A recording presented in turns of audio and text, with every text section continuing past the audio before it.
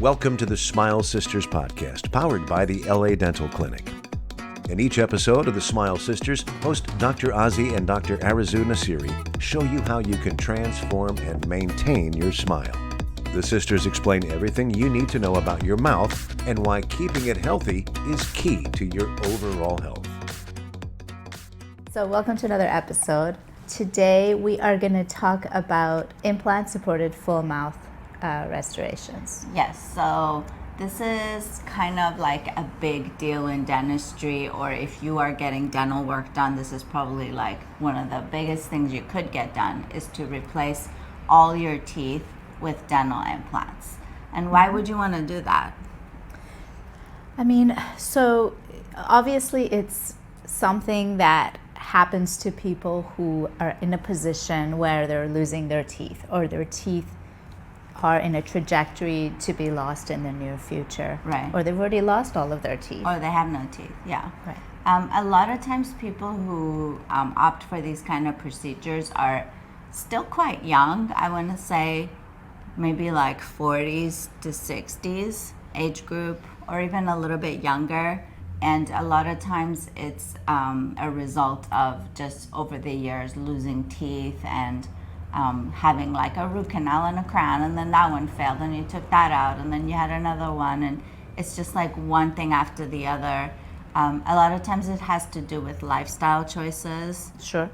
So, you know, after you've, let's say, like recovered from an addiction, now your teeth are all, you know, broken or decayed, or you're missing them, and it's like time to, okay, let's now fix my smile too, right?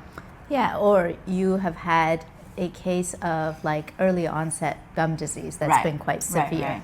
So most gum diseases work slowly over the years, and so you don't end up, you know, losing all of your teeth. But there are certain instances where gum disease, periodontal disease, can be quite aggressive at a young age. Yes. And lifestyle choices have, you know, something to do with that.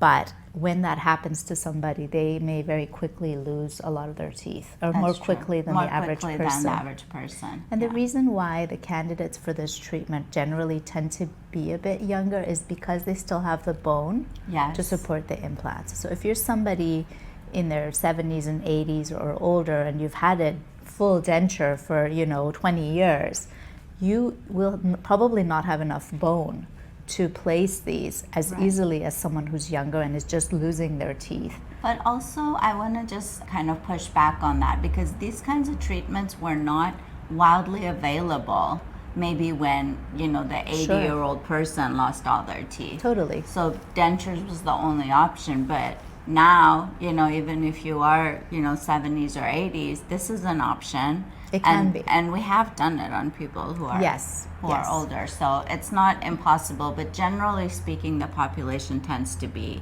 kind of like midlife, I want to say. Yeah, it's because the dental community has changed in their perspective, and there's better technologies and we understand. Right. So we're more likely to pick out somebody in that age group and be like, hey, you know what, why don't we start talking about this as an option instead of just pushing them towards, you know, dentures. Right. Or fixing tooth by tooth, and doing like a root canal and a crown, and then that one fails, and then a root canal and a crown, and it's like a lifelong struggle with dental issues. So that's a good point, and something that we've talked about when we're discussing patients. Yes. Because when we go to dental school, we get taught how to fix a tooth, how to save a tooth, tooth by tooth by tooth. Yes. But as dental professionals, we need to take a step back and look at where is this going? You know, what's happened to this person over the last decade? What's going to happen in the next decade? Like, they're pouring all this money,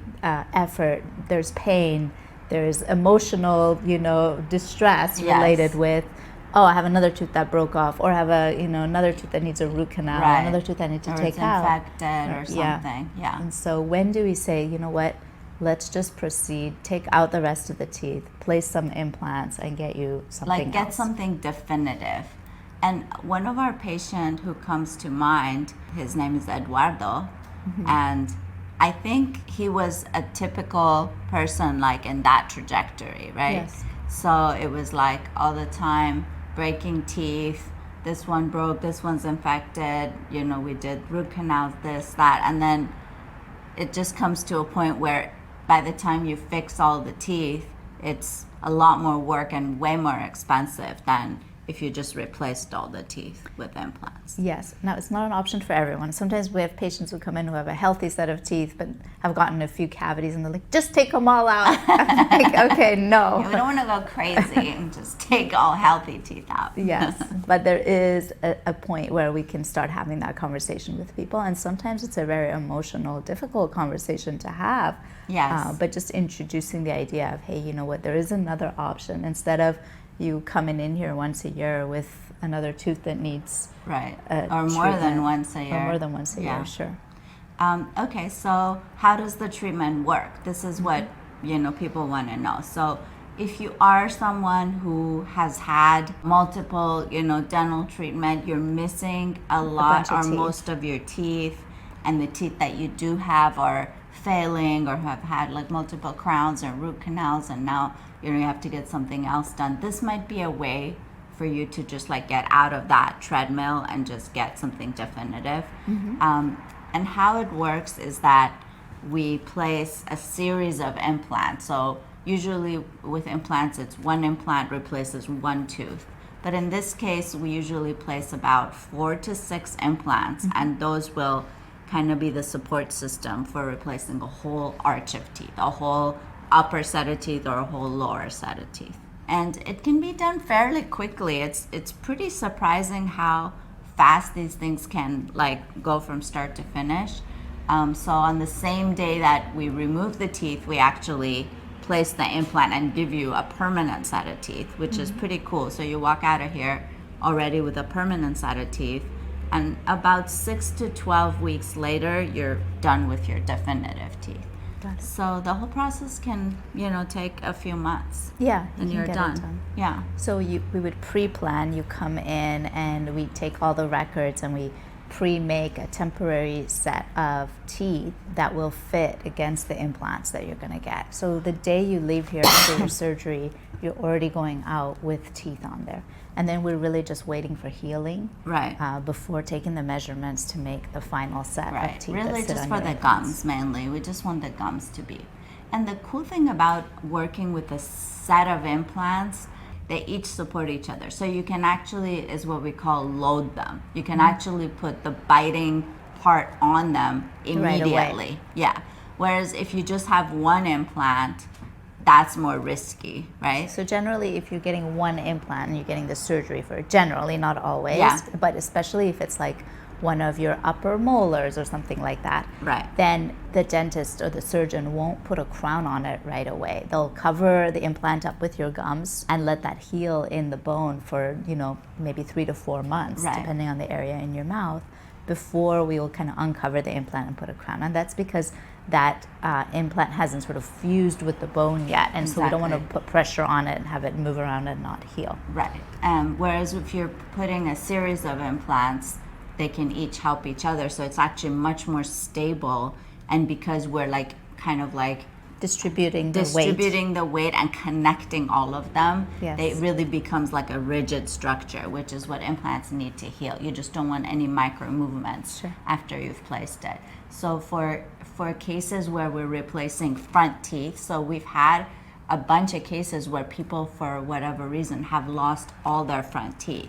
So in those cases too, we go in and we place, let's say, 4 implants, and we can immediately put a bridge there, so you can walk out with a smile. Instead of like the removable denture thing. So it's kind of cool. With multiple implants, you can like load it immediately, and it's much more stable than a single implant, which you would think maybe it's counterintuitive, but just the way the rigidity of a big structure holding all of them together prevents those little micro movements that are the reason for implant failure. So just think about it like a table that has 4 legs, in the corners, and you can sort of sit on any edge of it and it's not going to topple.